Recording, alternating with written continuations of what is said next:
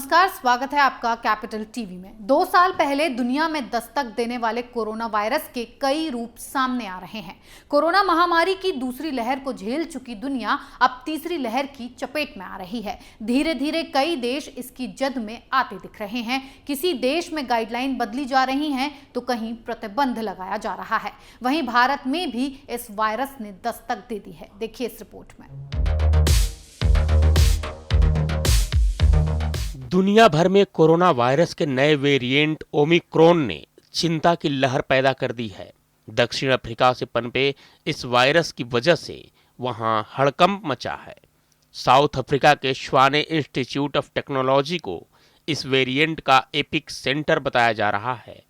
इस विश्वविद्यालय में कई छात्रों के संक्रमित पाए जाने के बाद से कई परीक्षाएं रद्द कर दी गई हैं। ओमिक्रॉन का नया केंद्र बन रहे जोहान्सबर्ग के गोतेंग प्रांत में 90% संक्रमण इसी वेरिएंट का है, जिसे दक्षिण अफ्रीका का वुहान कहा जा रहा है। दुनिया भर में इस वेरिएंट के 160 मरीज मिले हैं, जो तेजी से बढ़ रहे हैं। इस वजह से कई देशों ने ट्रैवल बैन लगाना और कोरोना को लेकर बनाई गई अपनी गाइडलाइंस में बदलाव करना शुरू कर दिया है। ओमिक्रॉन वेरिएंट सबसे पहले दक्षिण अफ्रीका में सामने आया और फिर कई देशों में इसके मामले सामने आने लगे। इस वजह से कई देशों ने दक्षिण अफ्रीकी देशों बोत्सवाना और जिम्बाब्वे समेत कई मुल्कों पर ट्रैवल बैन लगा दिया।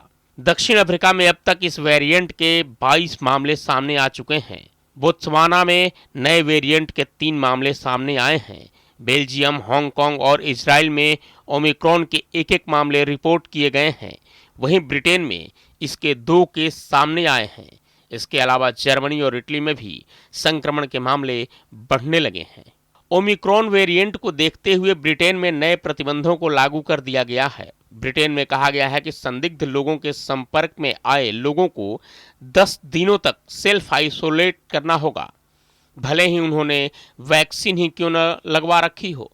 अमेरिका ने दक्षिण Africa, Botswana, Zimbabwe, Namibia, Lesotho, Eswatini, Mozambique और मालवी से आने वाले गैर अमेरिकी नागरिकों के प्रवेश पर प्रतिबंध लगा दिया है। वहीं अमेरिकी नागरिकों से इन मुल्कों की यात्रा नहीं करने को कहा गया है।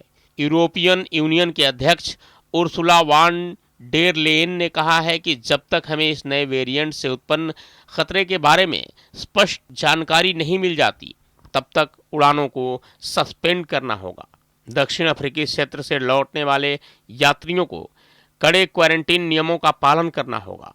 कनाडा ने पिछले 2 हफ्तों में दक्षिणी अफ्रीका देशों की यात्रा करने वाले सभी विदेशियों के प्रवेश पर प्रतिबंध लगा दिया है। रूस ने भी दक्षिण अफ्रीकी देशों पर ट्रैवल बैन बढ़ाया है। वहीं जापान में दक्षिण अफ्रीकी देशों की यात्रा पर प्रतिबंध लगा दिया गया है। श्रीलंका में दक्षिण अफ्रीकी देशों के यात्रियों को अपनी सीमा में प्रवेश देने पर रोक लगा दी गई है। बांग्लादेश ने दक्षिण अफ्रीका से यात्रा निलंबित कर दी है।